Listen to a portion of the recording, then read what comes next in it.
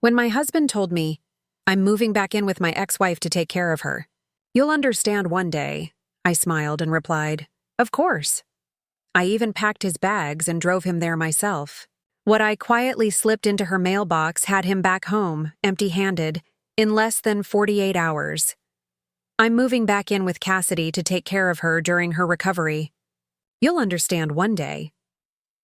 Gabriel delivered those words while I was mid-sip of my Tuesday evening chamomile tea, forcing me to set the cup down carefully instead of throwing it at his head. 5 years of marriage, and he decided to detonate our life together with the same casual tone someone might use to announce they were changing grocery stores. I studied his face, the nervous twist of his wedding ring, the constant adjusting of his reading glasses, the careful distance he kept between us across the kitchen island. "Of course," I heard myself say, my voice carrying a sweetness that made him take a step back. "When do you need to leave?" His relief was instant and insulting. He'd clearly expected tears, accusations, maybe even a mug thrown at him. Instead, my calm threw him completely off balance. "Tomorrow afternoon," he said finally, still fidgeting with his ring. "Her surgery's Thursday morning at 7. I nodded, taking another sip of tea. The kitchen suddenly felt smaller, the open floor plan we'd once loved closing in on me. I remembered when we bought the house 3 years ago. Gabriel had wrapped his arms around me right here, whispering about the children we'd raise, the dinner parties we'd host, the life we'd build. Now he stood across from me as if the granite island were a fortress wall. "How long has Cassidy been planning this surgery?" I asked, keeping my tone light. "About 2 months," he said. "It's complicated. Something to do with nerve damage from her car accident last year. She's been managing with physical therapy, but the doctors finally said surgery was the only option." 2 months. While I'd been planning our anniversary trip to Napa Valley, he'd been planning his exit. The confirmation emails for the resort and wine tour, already paid for, were still sitting in my inbox. I wondered if he'd forgotten, or if he simply hadn't cared enough to remember. "And she has no one else?" I asked, genuinely curious about this version of events. Cassidy Morrison wasn't exactly isolated.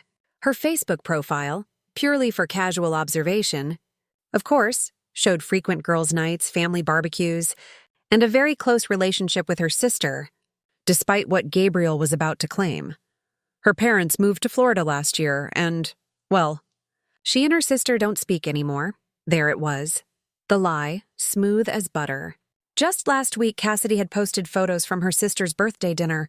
I'm the only one she feels comfortable asking for help with. Intimate care needs. Intimate care needs. The phrase hung between us like a confession. I saw him realize what he'd said, watched the color rise in his neck as he scrambled to clarify. Medical care. I mean medical care, helping her shower, changing bandages, that kind of thing. "How fortunate that you're available to help," I said, standing to rinse my mug. Through the window, I could see our neighbor Margaret walking her elderly poodle, right on her strict 7:30 schedule. The normalcy of it felt surreal. "Will you be staying in the guest room?" I asked. His hesitation lasted just a beat too long. "She's converted her home office into a recovery room on the ground floor so she won't have to manage the stairs." "That's thoughtful of her," I said, turning off the tap and drying my hands carefully. "Planning ahead like that. 2 months, you said?" He must have heard something in my tone because his shoulders tensed. "Isabella, I'm not leaving you. It's temporary. Just until she's back on her feet?" "Of course it is." I folded the dish towel neatly, hanging it perfectly straight on the oven handle. "And how long do the doctors expect her recovery to take?" 6 weeks? Maybe 8, depending on complications. 8 weeks of my husband living with his ex-wife, providing intimate care, playing the hero. "You've really thought this through," I said. I had to. "I knew it would be hard for you to understand, but Isabella, she was my wife for 8 years. We didn't work out, but I can't just abandon her when she needs help." There it was again. Abandon. As if staying with your current wife were the lesser moral choice? "You're right," I said, and his eyes widened with surprise. "I do understand. You've made a commitment, and you need to honor it." Gabriel's relief was almost comical. He actually smiled. that same boyish grin that had charmed me at a coffee shop 6 years ago. I knew you'd come around. You're amazing, Isabella. Not many women would be so understanding, I smiled back, already mentally cataloging the contents of his office, the passwords he kept on sticky notes, the filing cabinet where he hid old photos of Cassidy. Well, we should get you packed then. You'll want to be organized when you arrive. You don't have to help, he said quickly. I know this is strange. Nonsense. What kind of wife would I be if I didn't help my husband when he needs it? I said, brushing past him toward the hallway. I'll get your suitcase from the closet. You should probably call Cassidy and let her know when to expect you. As I climbed the stairs to our bedroom, I heard him behind me, his voice already softening into those familiar, intimate tones. Hey, Cass, I talked to her. She's being incredible about it. Incredible. That was one word for what I was being. In our bedroom, I pulled his large suitcase from the closet, the one we'd bought for our honeymoon in Costa Rica. The luggage tag from that trip was still attached. Mr. and Mrs. Gabriel Harrington, forever begins today. Forever had lasted exactly 5 years, 2 months and 16 days. The suitcase lay open on our bed like a gaping mouth, ready to swallow the last 5 years of my life. I heard the shower start in the master bathroom, Gabriel's off-key humming drifting through the door. He always hummed when he felt guilty, a tell he never realized he had. I folded another shirt, pressing crisp hospital corners like my mother taught me, and laid it neatly beside the others. His laptop sat open on the nightstand, the screen dark but unlocked. Gabriel never remembered to secure it, despite all my reminders about digital safety. The shower was still running strong. He took long showers when he needed to think, which meant I had at least 10 minutes. I walked around the bed, brushed the trackpad, and the screen lit up. His email inbox appeared instantly. At the top sat a thread with Cassidy Morrison, stretching back 2 months. 2 months of planning this moment while I slept beside him each night, unaware. The subject line read, Post-surgery arrangements. Innocent enough, if you weren't the wife being replaced. I clicked it open. The most recent message from Cassidy, sent at 11:43 p.m. the night before while I'd been asleep after yoga, made my stomach twist. Can't wait to have you here again. Gabe. Feels like we're finally getting our second chance. Once you're moved in, we can see where this really goes. Gabriel's reply, sent at 11:51 p.m., probably from the bathroom while I lay in bed, read, Isabella won't fight it if we frame it right. She's too polite to seem unsupportive of someone who's sick.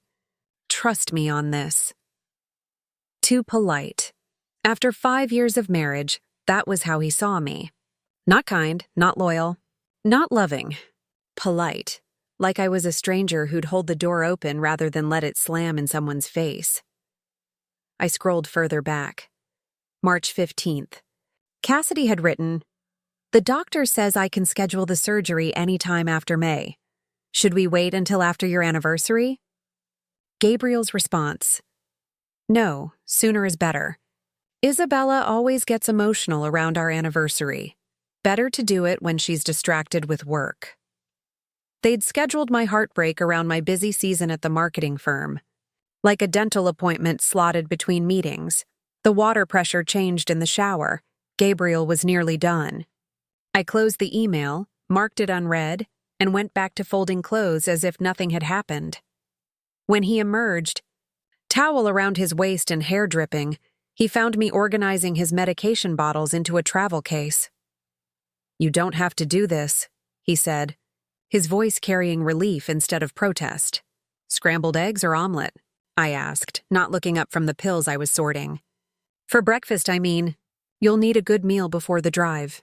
Isabella? He hesitated, sitting on the edge of the bed. Water droplets from his hair darkened the comforter. Scrambled it is, I said. With that hot sauce you like. I snapped the medication case shut. I'll start cooking while you get dressed. In the kitchen, I moved with practiced precision. Eggs whisked with a splash of cream, just how Gabriel preferred them. Sourdough bread in the toaster. Butter softening on the counter. Coffee brewing dark and strong. every motion automatic, leaving my mind free to process what I'd just read. 2 months. 8 weeks of synchronized deception. I thought about the late nights at the office, the weekend conferences that suddenly made sense, the extra affection that had just been guilt in disguise. The doorbell rang as I was plating the eggs. Through the window, I saw Maria's red Honda in the driveway. My best friend since college, always arriving at the exact moment disaster struck, like she could sense it before it happened. "Just wanted to drop off that book," Maria said when I opened the door, though she'd never mentioned any book. Her eyes took in my too bright smile, the sounds of movement upstairs, the open suitcase visible down the hall. "Isabella, what's going on?" "Gabriel's helping Cassidy through her surgery recovery," I said, my voice cheerful and light. "Isn't that wonderful of him?" Maria's face cycled through disbelief, confusion, and something darker. She worked as a surgical nurse at the same hospital where Cassidy's procedure was scheduled. "The breast augmentation," she said quietly. The words hit my kitchen like grenades, but I kept whisking eggs. "She told him it was nerve damage from a car accident," I said evenly. "Isabella," Maria murmured, lowering her voice. I saw the surgery schedule. "Cosmetic elective. She's been planning it for months." "How thoughtful of her to plan it so carefully," I said, sprinkling salt into the eggs with a steady hand. Maria stared at me. We'd known each other for 12 years, through bad boyfriends, worse decisions, her divorce, my father's death. She knew my expressions, all of them, including this one. The calm before I burned everything down. "Do you want me to stay?" she asked softly. "No need," I replied. "Gabriel needs a good breakfast before his mission of mercy." I poured the eggs into the hot pan, the sizzle filling the silence. After Maria left, pressing my hand tightly and whispering, "Call me," I served Gabriel his breakfast. He ate quickly, nervously, complimenting the eggs twice as though repetition might soften his guilt. I sipped my coffee and made the appropriate sounds of agreement while he explained again how temporary this arrangement would be. "I should check the joint account," he said suddenly, pulling out his phone. "Make sure there's enough for groceries while I'm gone." I watched him scroll through our banking app, his face carefully neutral as the numbers loaded. He didn't mention the $30,000 that had quietly disappeared over the past 2 years. The monthly transfers to an insurance company I'd never heard of. The large withdrawal labeled property consultation just 6 weeks ago. He simply closed the app and kept eating. "I'll handle the bills while you're gone," I offered, refilling his coffee cup. "You're incredible," he said again. That word, starting to sound less like a compliment and more like an accusation. "I don't deserve you." Finally, something we could agree on. I smiled and began clearing the dishes, every movement deliberate, calm. Inside, though, the pieces of my world were rearranging themselves into a pattern I was only beginning to recognize. The missing money, the secret planning, the surgery that wasn't a surgery at all. Threads of deception twisting together into something far darker than an affair. "We should finish packing," I said, drying my hands on the towel. "Cassidy will be waiting." Upstairs, Gabriel had retreated to his office, his voice a low murmur through the closed door as he made phone calls. I stood in our bedroom, surveying the quiet chaos that remained. His clothes hung in the closet like silent witnesses to our unraveling marriage. Each shirt, each tie, holding memories I needed to set aside. I started with his summer clothes, the linen pants he'd worn on our Charleston trip last month, the polo shirts from his golf outings with clients. Every piece folded with the precision of someone who'd worked retail in college. Sharp creases and perfect stacks. An hour later, Gabriel emerged to find me surrounded by color-coded order, his dress shirts arranged in gradients, casual wear neatly sorted by function. Each pile looked like a display in a department store window. "You're really going all out," he said, unease threading his voice. "If you're going to be caring for someone, you need to be organized," I replied, holding up the label maker I'd found in the closet. "I'm labeling everything so you can find what you need easily. Morning wear, evening casual, sleepwear, each crisp, Printed label carried the kind of precision that hinted at either obsessive care or barely contained rage. Isabella, this is... He stopped, watching as I folded his boxers into perfect squares. You really don't have to do all this. I've already started on the meals too, I continued, ignoring his protest. I'm preparing 2 weeks' worth of frozen dinners. Cassidy shouldn't have to cook while she's recovering. And you were never much help in the kitchen. The jab slid out smoothly, wrapped in concern. I've got chicken soup, that pasta bake you love, and I'm working on a special healing tea blend with ginger and turmeric. Gabriel's face went through a rapid series of emotions before settling on something close to fear. A tea blend. For Cassidy's recovery, I added cheerfully. Anti-inflammatory properties. I'll put it in a nice jar with instructions. She'll appreciate the gesture. He forced a weak smile and retreated to his office again. Through the door, I could hear him on the phone, voice lowered and tight. No, she's being helpful. Too helpful. It's strange. Pause. I don't know what to think. While he was distracted, I slipped silently into his office. The filing cabinet in the corner, his private space for important documents, was locked as always. What he didn't know was that years ago, when he lost his key and asked me to order a replacement, 2 copies had arrived. I'd given him one. The bottom drawer slid open soundlessly. Behind old tax returns and appliance manuals, my fingers brushed a newer folder, crisp papers recently handled. I pulled it out, heart hammering, and listened for his footsteps. The first document made my breath catch. A life insurance policy for Cassidy Morrison, dated 2 years ago, valued at $500,000. Gabriel listed as the sole beneficiary. The premium payments matched perfectly with those mysterious insurance deductions from our joint account. He'd been funding it with our money, planning something I hadn't yet dared to name. But the second document made everything crystal clear.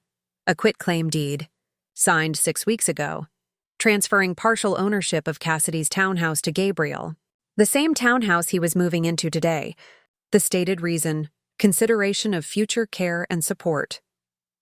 6 weeks ago, we'd been celebrating our anniversary at that overpriced French restaurant downtown. Gabriel holding my hand, talking about our future. My phone camera captured everything, each page, each signature, each date. The insurance policy's payment history. The deed's notary stamp. The witness signature that looked suspiciously like his colleague Roger's handwriting. 23. Photos in total, each one a piece of evidence in a betrayal that went deeper than infidelity. Heard footsteps in the hall and quickly returned everything exactly as I'd found it. Folder behind the tax returns, drawer locked, key pocketed. By the time Gabriel opened the door, I was standing by his bookshelf, running a finger along the spines. Finding something? His voice carried an edge. That medical reference book you bought last year, I said lightly. Thought it might help me understand Cassidy's recovery needs. He exhaled, visibly relaxing. It's in the garage, I think. But really, the doctor will provide all the information. Of course, I said, smiling faintly. I moved past him toward the door. I should check on the soup. Downstairs, I ladled the freshly made chicken soup into containers, each one labeled with heating instructions in my neatest handwriting. My phone buzzed. Mother calling, her timing as impeccable as ever. I answered with forced cheer. Hi, Mom. Isabella, something's wrong. I can feel it. 30 years of maternal instinct condensed into one phone call. Everything's fine. Actually, Gabriel's doing something really noble. I let admiration color my voice. His ex-wife, Cassidy, needs help after surgery, and he's stepping up to take care of her. Isn't that wonderful? The silence on the other end stretched for 3 long seconds. He's what? Moving in temporarily to help with her recovery. It's what any decent person would do. I could already imagine my mother on the phone with her book club within minutes, the story spreading through our social circle like wildfire. Gabriel's noble sacrifice would be dissected over wine and judgment before he even reached Cassidy's door. Isabella Marie, my mother said finally, her voice dropping into that serious tone she used when she caught me sneaking out as a teenager. What are you playing at? I'm supporting my husband's decision to help someone in need, I replied evenly, adding another container of soup to the growing collection. Wouldn't you have done the same for Dad? She made a sound that could have meant anything. You call me if you need me. Of course, Mom. Give Dad my love. I hung up and returned to the kitchen, finishing the meal prep with the calm efficiency of someone performing a sacred ritual. Lasagna layered with the same precision as my folded clothes.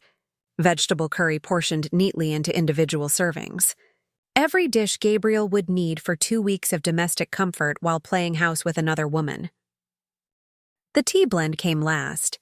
Chamomile for calm, ginger for inflammation, honey powder for sweetness, and just a touch of lavender for rest. Nothing dangerous, nothing that would harm anyone. Just a gentle tonic, packed into a glass jar with a hand-painted label that read, "For healing and new beginnings." Gabriel found me arranging everything neatly into a cooler with ice packs. "This is too much," he said, though his voice lacked conviction. "It's exactly enough," I corrected, snapping the lid closed. "There, all ready for tomorrow." Wednesday morning arrived wrapped in mockery, sunlight streaming through our bedroom windows as though the universe approved. Gabriel was already awake, dressed in freshly pressed khakis and the blue button-down I'd ironed the night before. The same shirt he'd worn the first time he met my parents. Now he was wearing it to move in with another woman. "Coffee?" I asked, already knowing the answer. Gabriel needed his morning coffee like others needed oxygen. 2 sugars? A splash of cream in the uncle mug his brother had given him. In the kitchen, I moved through the motions of coffee making with mechanical precision while he loaded his bags by the front door.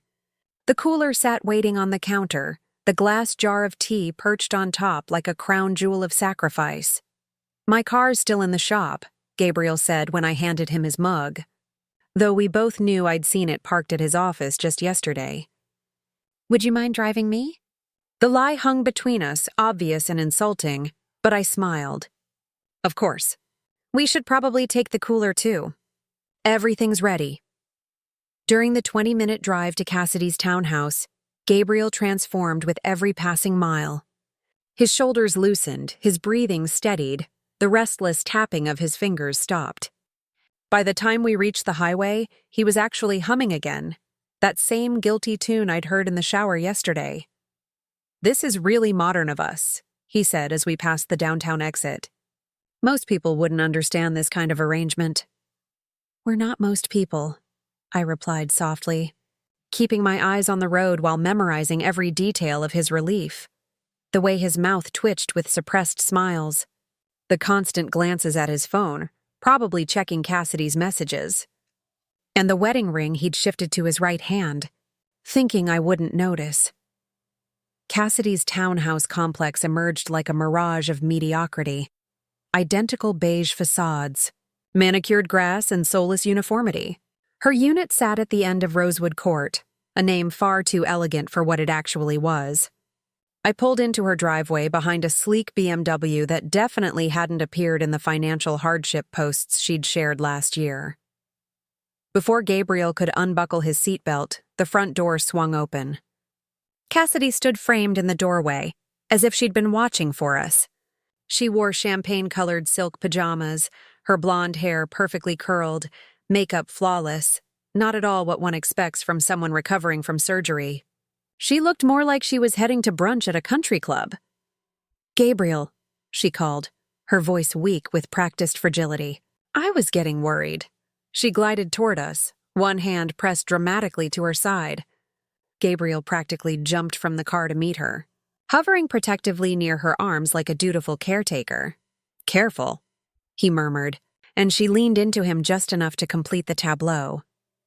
"Isabella," Cassidy finally acknowledged me, her green eyes flicking over me with that silent appraisal only women exchange. "You're such an angel for understanding. Not many wives would be so evolved." I retrieved the cooler from the back seat, my movements light, almost cheerful. "We all do what we must. Gabriel tells me your recovery might be difficult." "Oh, it's been awful," Cassidy sighed, though her effortless breathing betrayed no trace of post-surgical struggle. "The pain is just unbearable at times. I can barely manage alone. As we moved inside, I took in every detail. The wheelchair prominently placed in the living room, untouched, its price tag recently peeled off, adhesive residue still glinting under the light. Prescription bottles lined up neatly on the coffee table, labels turned outward like props in a stage play. Fresh flowers filled every room, lavish arrangements that spoke less of recovery and more of performance. The entire scene had the curated feel of a showroom designed for sympathy. "Let me help with the bags," I offered. Following Gabriel back to the car while Cassidy arranged herself gracefully on the couch like a fragile heroine from a soap opera. "She seems to be managing quite well for someone post-surgery," I commented mildly, lifting his laptop bag. Gabriel's jaw tightened. "Recovery affects everyone differently." Inside, Cassidy had migrated to the kitchen, her hand finding Gabriel's arm with the ease of muscle memory. "I've missed having someone here," she murmured, her fingers trailing along his sleeve. "The nights are the hardest."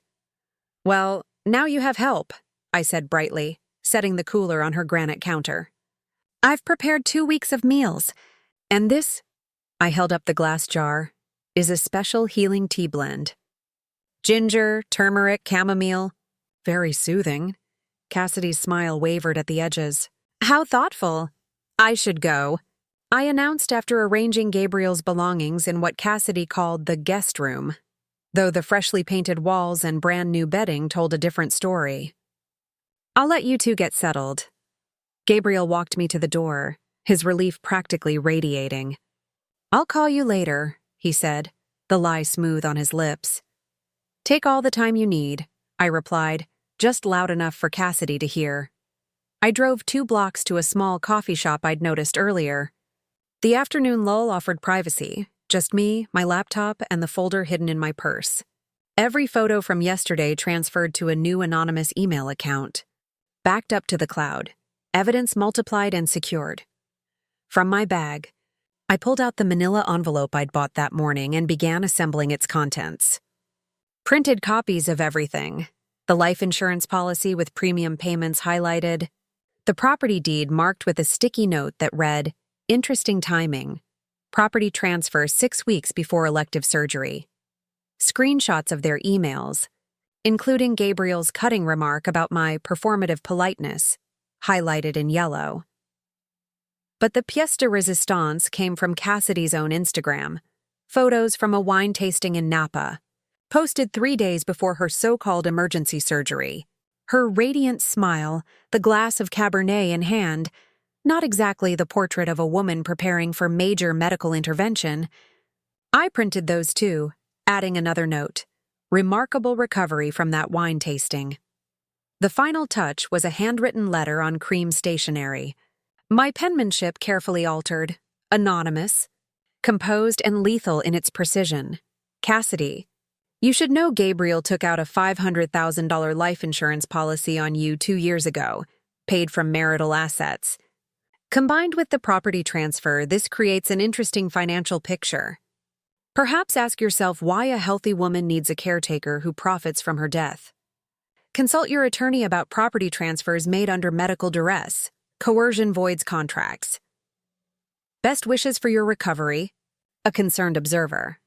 I sealed the envelope, scrawled Cassidy across the front, and left the cafe.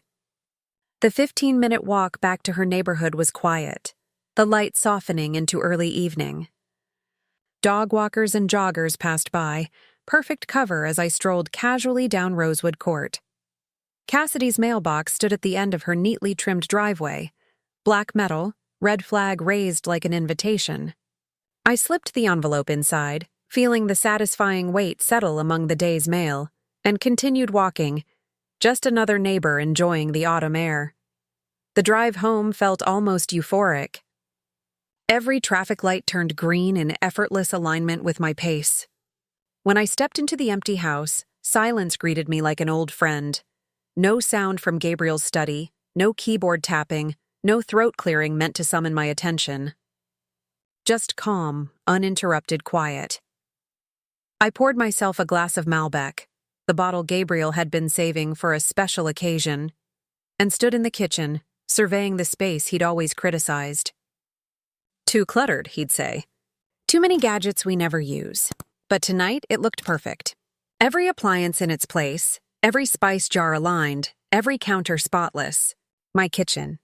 My order. The wine tasted richer without him. As I sipped, I reorganized the pantry.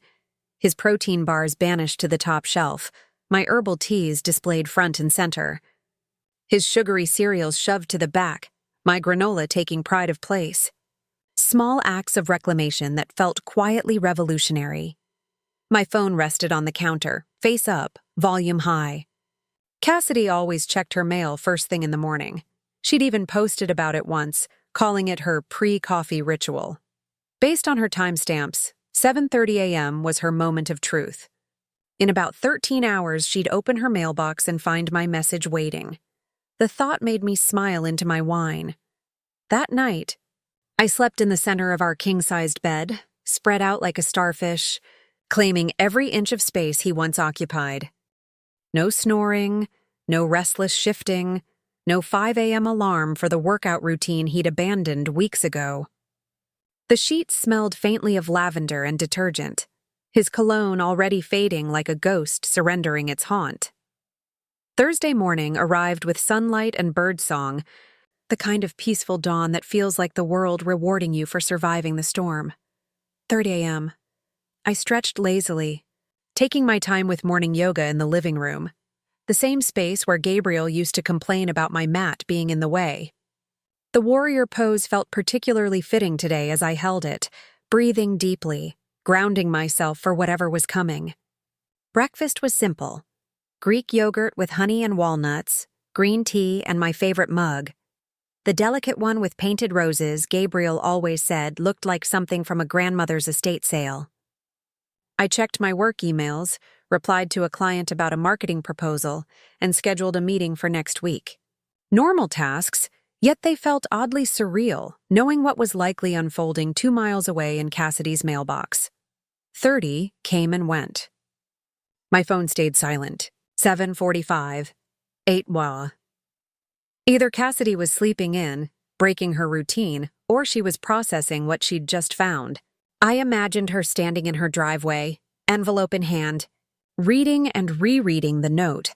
The slow realization settling in that Gabriel might not be the hero she'd orchestrated him to be. At 8:17, my phone buzzed. Not Gabriel, my sister Lauren. Her timing, as always, impeccable. "You're not going to believe what I just heard," she said without preamble. Lauren lived for gossip the way other people lived for oxygen. "Good morning to you, too," I replied, refilling my tea. "Cassidy Morrison's been bragging at book club for weeks about getting Gabriel back," Lauren continued, her voice pitched with the thrill of delivering breaking news. "Jennifer, you remember Jennifer? Cassidy's sister. She's been telling everyone how Cassidy planned the whole thing. The surgery, the timing, everything." I set my cup down carefully. "Jennifer's in your book club," I said. "She just joined last month." "She's been dying to vent about Cassidy," Lauren went on. "Apparently Cassidy researched when your busiest season at work would be and scheduled her surgery for maximum impact. She even practiced her helpless act in the mirror. According to Jennifer, the confirmation of what I'd suspected should have hurt, but instead it felt like validation. Every instinct I'd had was right. That's quite elaborate," I said evenly. "Isabella, she's been planning this for over a year," Lauren said. "Jennifer said Cassidy even hired a private investigator to track Gabriel's routines. Learned about your marriage problems." "We didn't have marriage problems," I interrupted.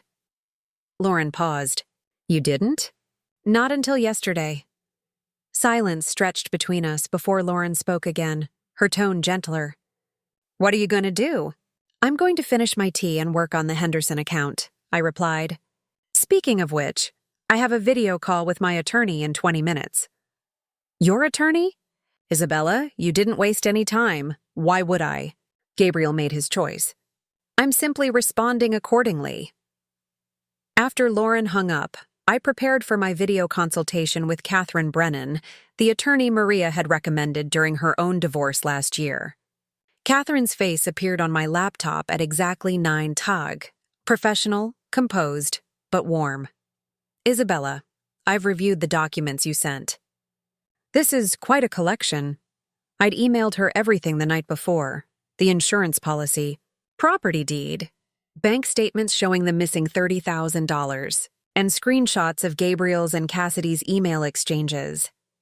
Your husband's actions constitute marital asset fraud, Catherine said, her fingers steepled thoughtfully.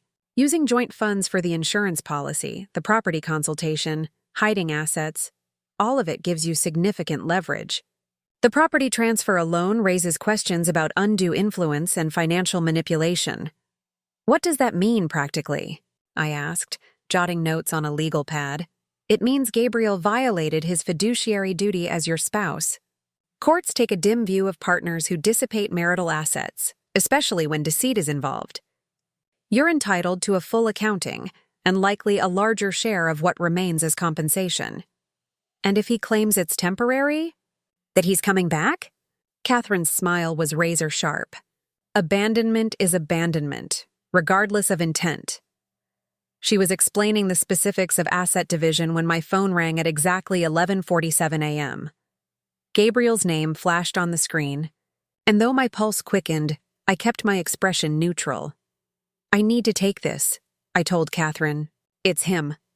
Document everything, she advised. Before I clicked over, Gabriel's voice came through high and strained, nothing like the confident man who'd walked out yesterday. Morning, Isabella. I need to come home. No. Can you come get me?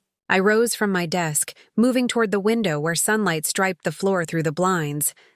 What happened? Is Cassidy all right? She's lost her mind. She's locked me out. My bags are on the lawn. She's threatening to call the police. His words tumbled over each other, panic making him sound years younger than 35. She found some documents. She thinks I'm trying to... It's insane. She thinks I'm after her money. The dark satisfaction that bloomed in my chest was complete, though my voice stayed calm.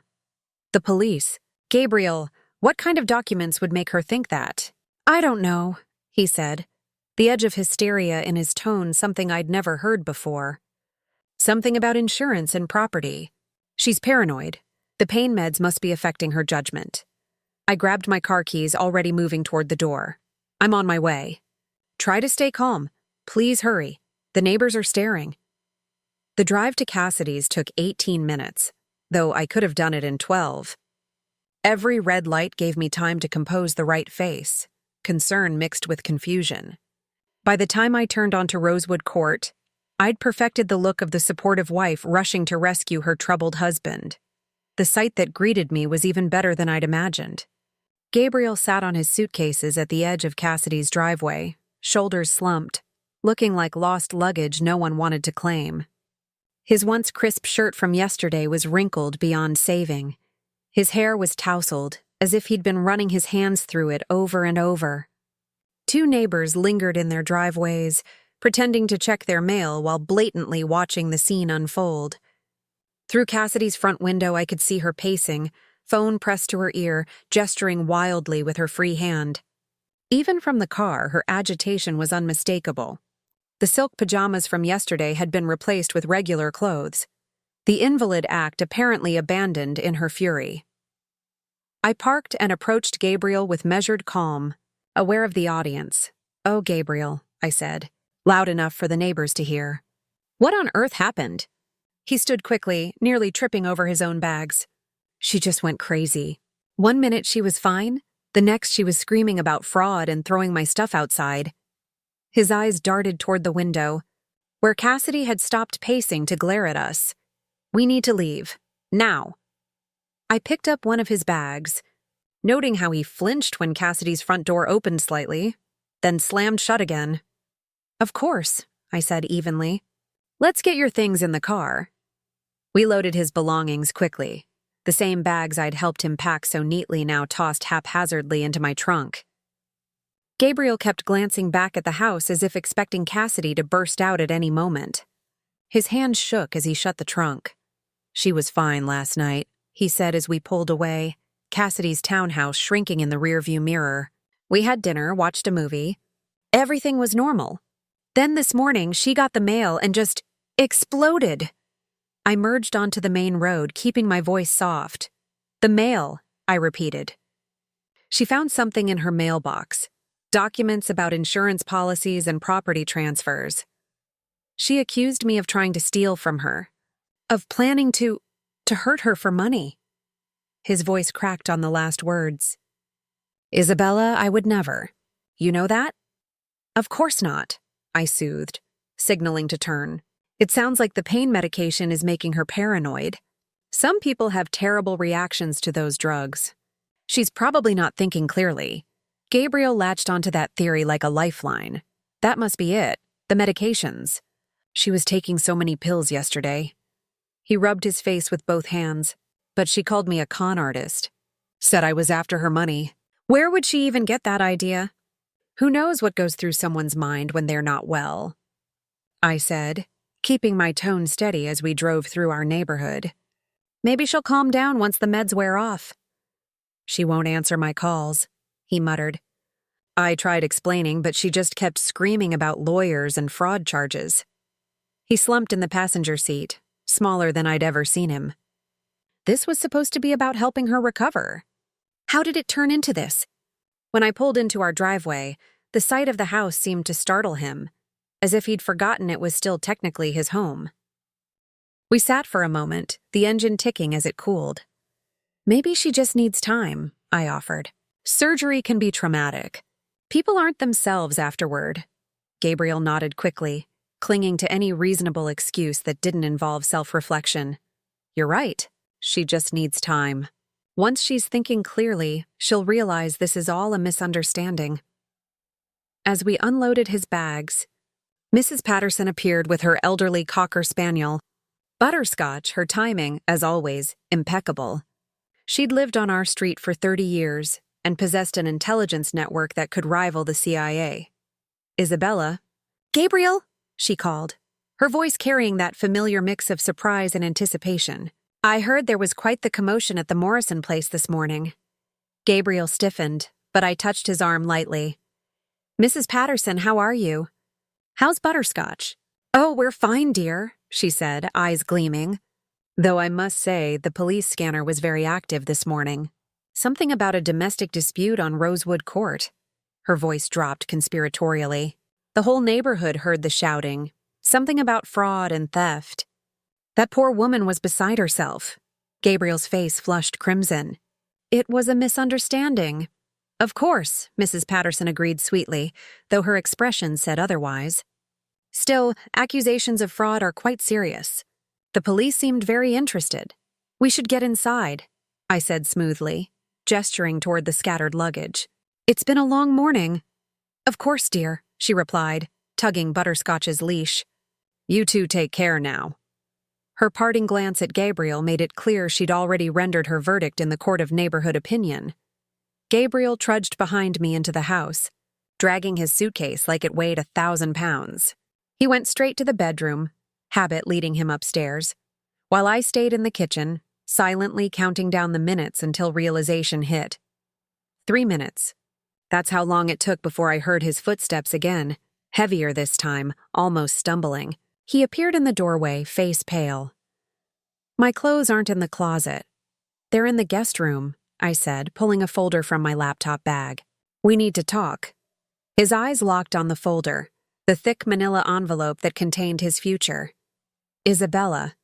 What is this?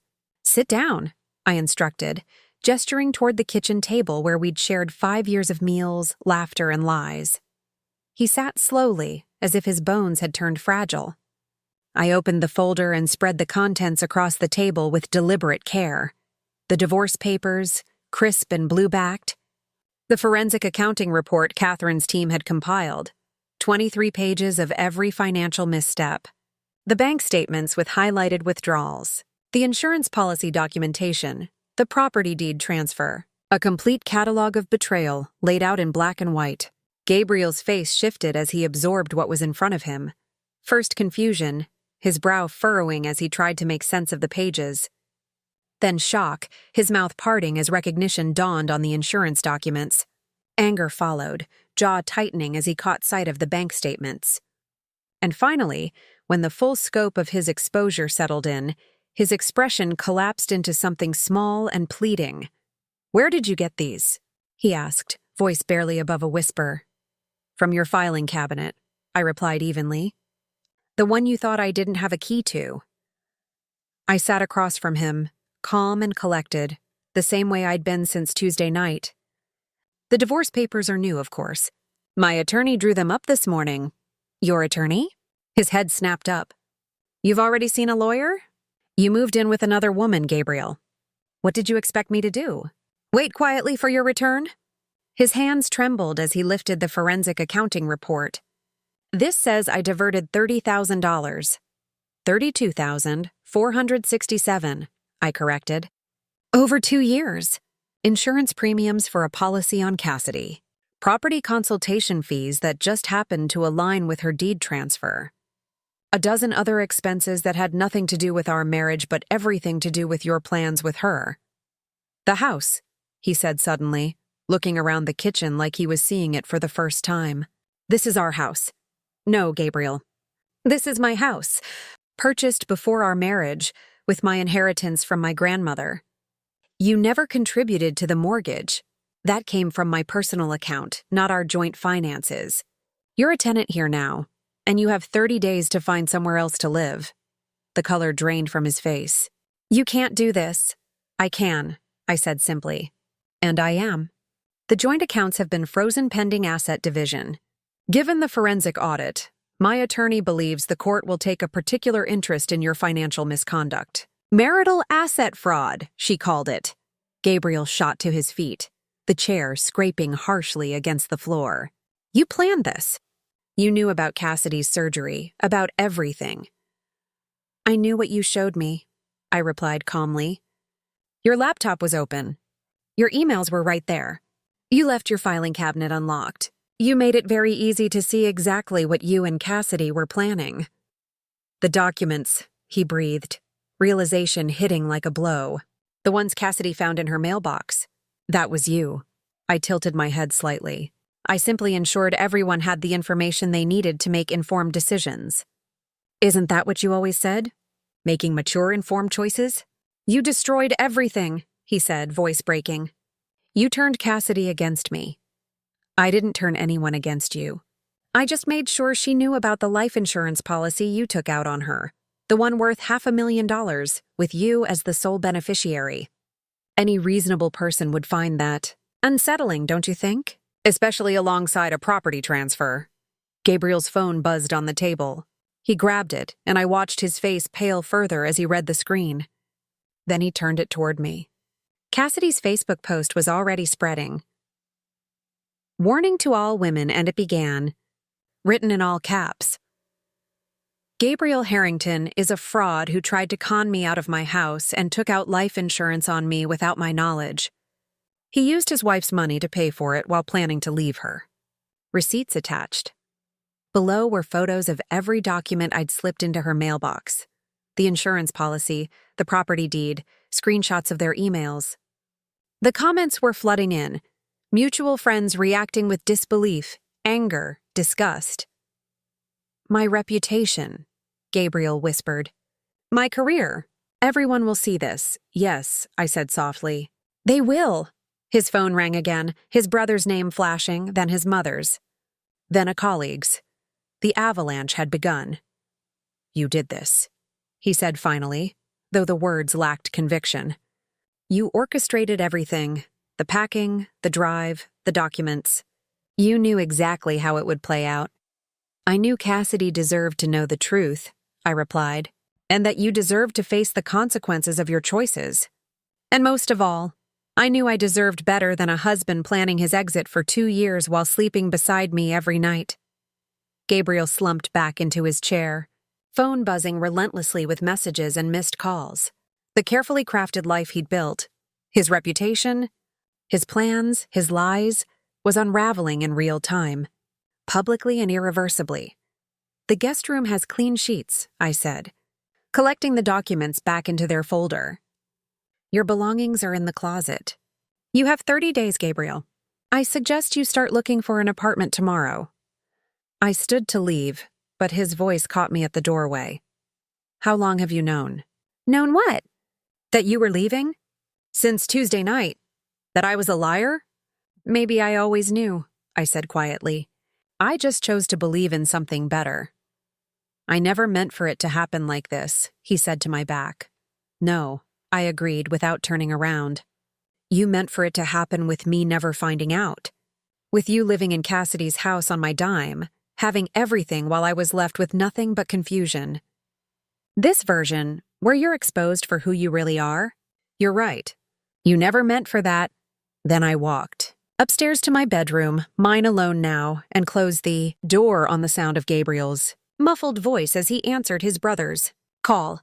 The panicked tone of his voice carried faintly through the floorboards as I changed into comfortable clothes and tied my hair back. This was my house now, my space, my life to reclaim. The next 2 weeks passed in a blur of legal meetings and forwarded mail. The suburban gossip network, more efficient than any news outlet, kept me updated without my having to ask. Maria heard from her colleague on Rosewood Court that Cassidy had filed a restraining order against Gabriel. The property transfer had been flagged as potentially fraudulent, and she was pursuing legal action. Mrs. Patterson, who now made a point of walking butterscotch past my house every day, mentioned that Gabriel had moved into a studio apartment near the highway, the kind of place that advertised affordable weekly rates on sun-bleached billboards. My mother showed up on a Saturday morning, 3 weeks after Gabriel's departure, carrying a pot of her famous chicken soup and wearing the determined expression of a woman on a mission. She let herself in with her spare key, found me reading in the living room, and set the soup on the counter without a word. "You look thin," she said, her standard greeting regardless of my actual appearance. "I'm eating fine, Mom." We moved around the kitchen in sync, years of shared routines guiding us. She heated the soup while I set the table. We ate in comfortable silence for several minutes before she spoke again. "Your father wasn't my first husband." I nearly dropped my spoon. In 32 years, she had never mentioned that. "His name was Richard," she continued, stirring her soup with deliberate precision. "Charming, ambitious, everything a young woman thinks she wants. We were married for 3 years before I discovered he'd been using my trust fund to finance his girlfriend's boutique. He convinced me to put his name on everything. Said that's what married couples do." "Mom, I had no idea." I was 25 and thought I knew everything about love. She looked up at me then, and in her eyes I saw the echo of my own recent pain. "The morning I found out, I wanted to burn his clothes on the lawn, scream at him in front of his colleagues, make sure everyone knew what kind of man he was." "What did you do?" "I documented everything quietly, carefully. Then I served him divorce papers at his girlfriend's boutique grand opening, in front of all their investors." A faint, satisfied smile touched her lips. "The boutique closed within 6 months. Richard moved to Ohio and became a used car salesman. Last I heard, he was on his 3rd marriage." "And Dad?" "I met your father 2 years later.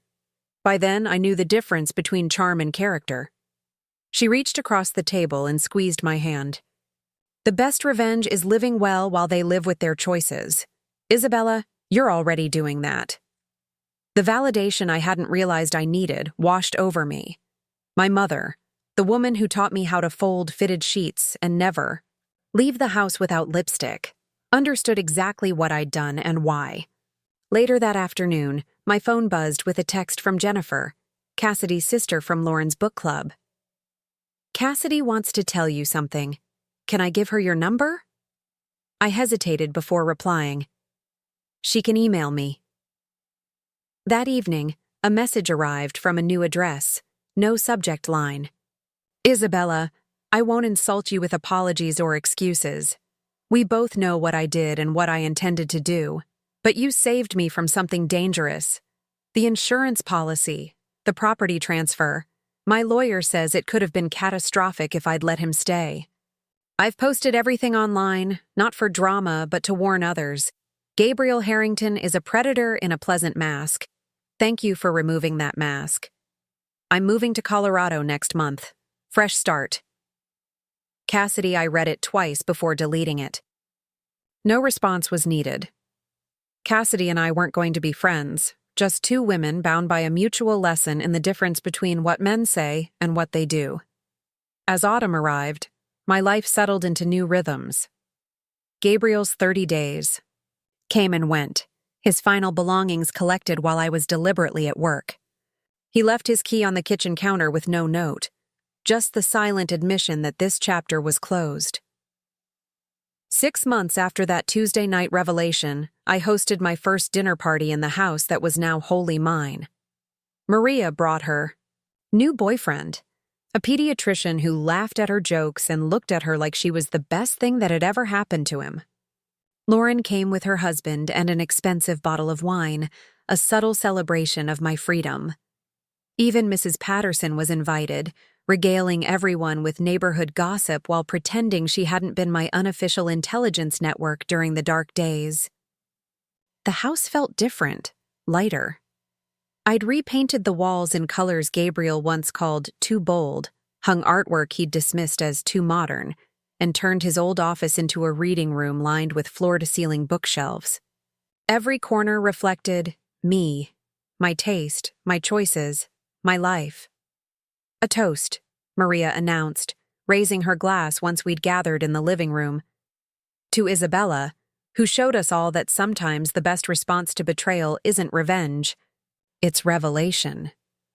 We clinked glasses, the sound clear and crystalline in my peaceful home.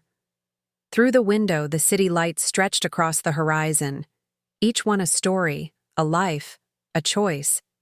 Somewhere across town, Gabriel was learning that reputation, once shattered, couldn't be rebuilt with explanations or excuses.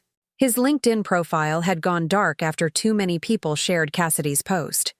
His firm had quietly encouraged him to explore other opportunities. Cassidy had indeed moved to Colorado, leaving behind a townhouse stripped of both promise and profit. I stood in my kitchen after everyone had left, washing wine glasses by hand and finding comfort in the quiet rhythm of the task. The house was silent, but not empty.